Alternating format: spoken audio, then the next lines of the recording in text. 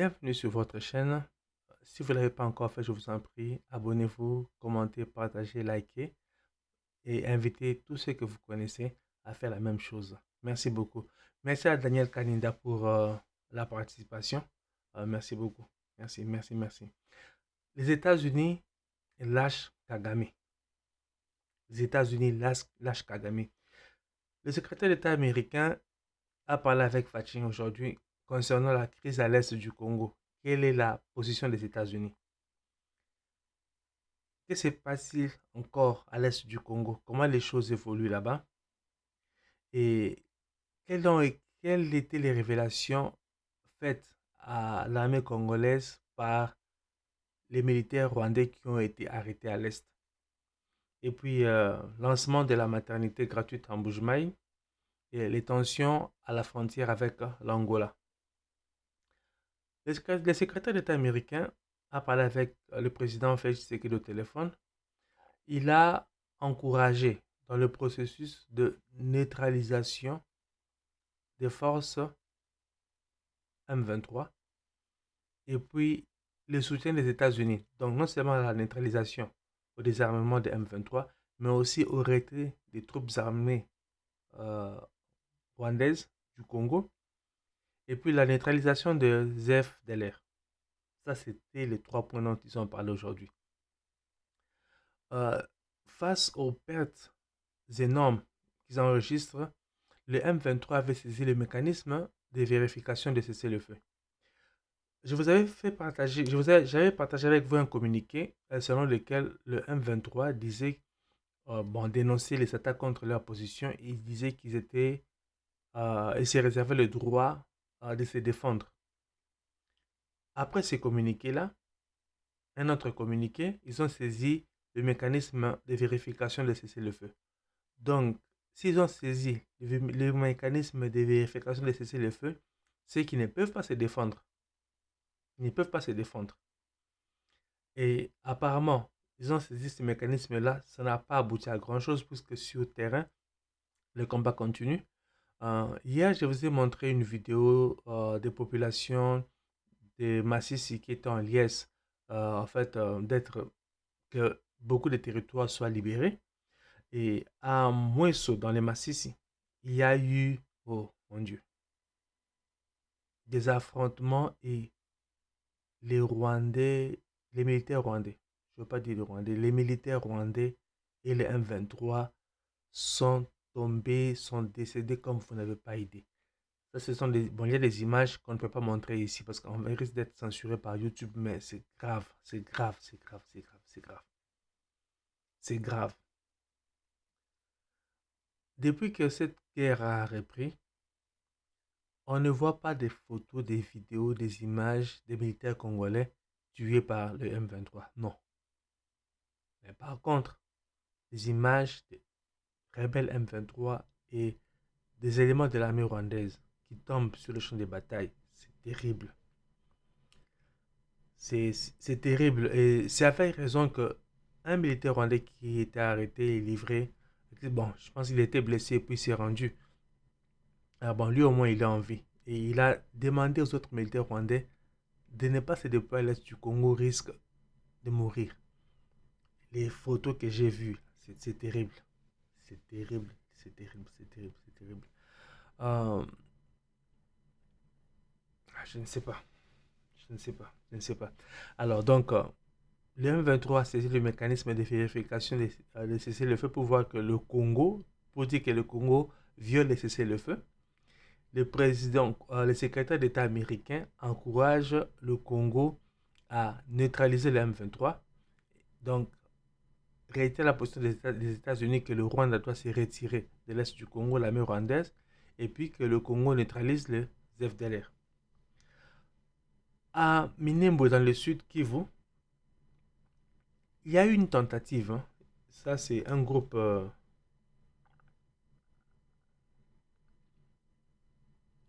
Un groupe. Voilà. Ça, c'est.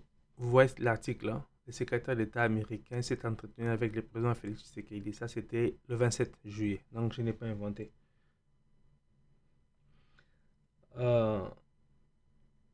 la coalition Makanika s'est affrontée avec les FARDC. Il y a eu un bilan de 33 morts, 31 morts de leur côté, du côté des rebelles, et 2 morts du côté de nos troupes. Cette coalition a voulu faire quoi? Cette coalition a voulu attaquer les positions des FARDC pour ouvrir un couloir, permettre au Rwanda de les ravitailler et de ravitailler le M23 pour que les affrontements, la guerre commence aussi dans le sud Kivu. Mais ça n'a pas marché. Ça n'a pas marché. Euh, ils ont été battus. Battus, battus, battus, battus. Merci à nos FARDC, donc Bendele Kouyaté, Congo, Mabele Abakoko Nabiso. L'élément de l'armée rwandaise qui a été arrêté, qui s'était livré, ces soldats de première classe, hein, Akizimana Iradu Kunda, Jean de Dieu. Il a révélé des secrets. Alors, il a révélé que les opérations sur la nationale numéro 2 contre les FARDC dirigées par un colonel rwandais qui répond au nom de Ngarouye Baudouin. Il est basé à Kasege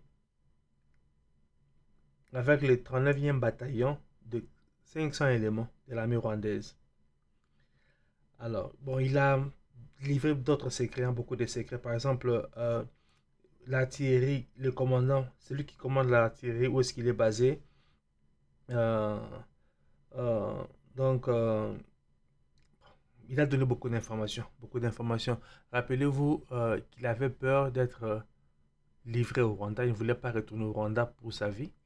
Il a demandé aux autres militaires rwandais donc, de ne pas se battre. De ne pas se battre. Donc, il a livré beaucoup de secrets, beaucoup de secrets. Et là encore, Kagame pris la main dans les sacs. C'est vraiment regrettable. Vraiment regrettable. Fachi devait se rendre à Chikapa. Il ne l'a pas encore fait. Il était encore en Bujimaï où il a lancé la gratuité de la maternité.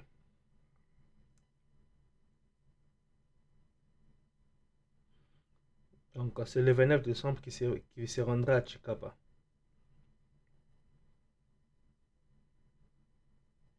Et il a inauguré l'hôpital général de référence de la Mouya, un hôpital totalement rénové par le gouvernement congolais. Alors, cette structure sanitaire dispose de 8 blocs et peut abriter plus de 10 services internes avec équipements modernes et de générations récentes. Donc, c'est un grand hôpital. C'est un grand hôpital. On avait vu des images quand l'hôpital était encore en construction. Quand on aura des photos, des images de l'inauguration, on va les partager avec vous. Euh, la gratuité de la maternité. Ça, c'est un grand soulagement pour les papas. Un grand soulagement pour les mamans aussi. Parce que euh, s'occuper d'une femme enceinte, c'est beaucoup. En fait, c'est une tâche qui demande beaucoup d'énergie, beaucoup de moyens aussi. Et savoir que le gouvernement en fait, vient aider les familles dans ce sens-là, ça allège beaucoup la tâche des parents, des papas. Et puis aussi les inquiétudes des mamans. Savoir qu'en fait, elles n'auront plus à s'inquiéter euh, au cas où leur mari euh, n'ont pas assez de moyens pour payer les frais des soins médicaux. Donc, elles sont prises en charge. Ça, c'est vraiment quelque chose de bon. Donc, pour cela, nous allons applaudir Fatih. Et nous allons aussi applaudir nos FARDC pour tout ce qu'ils sont en train de faire à l'est du Congo.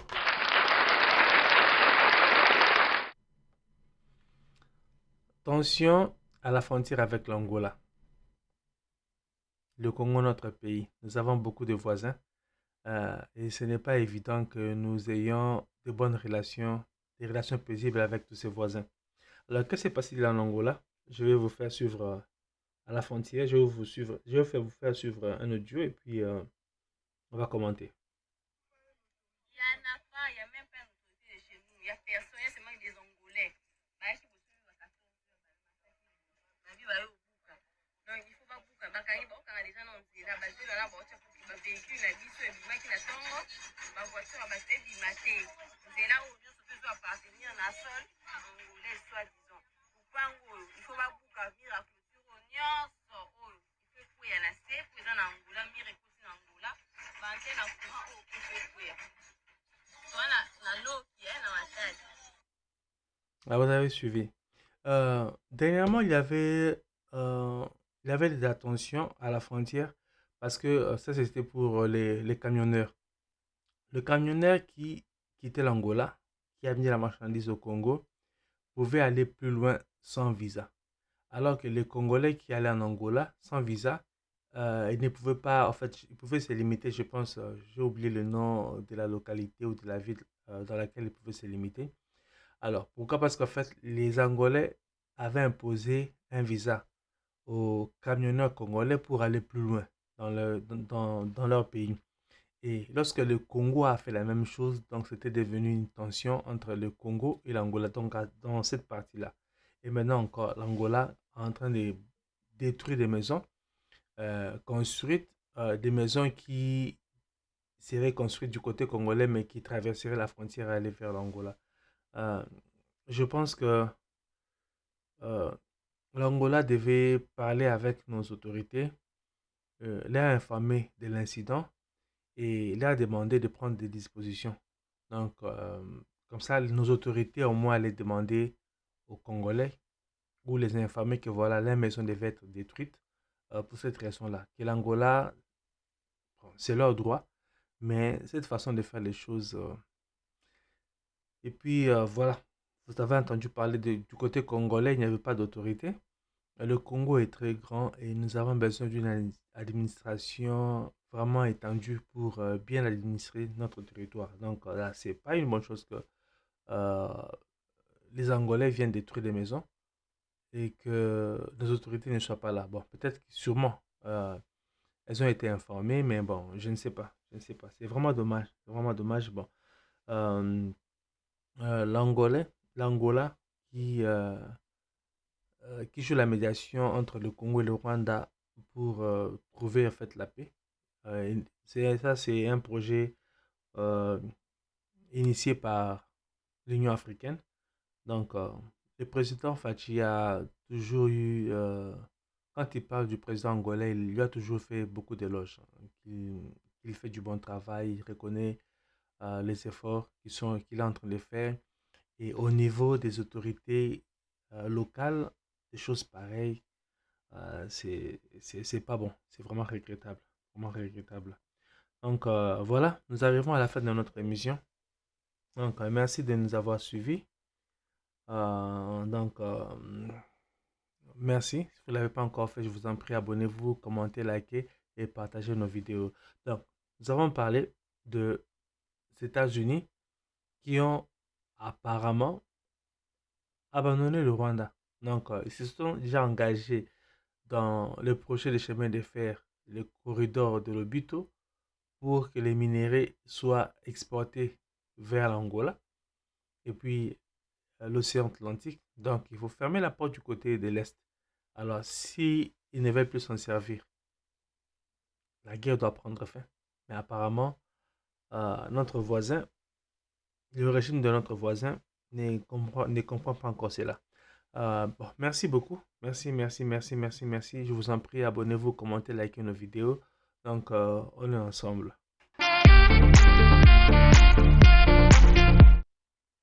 Et ça, c'est pour nos forces armées. Donc,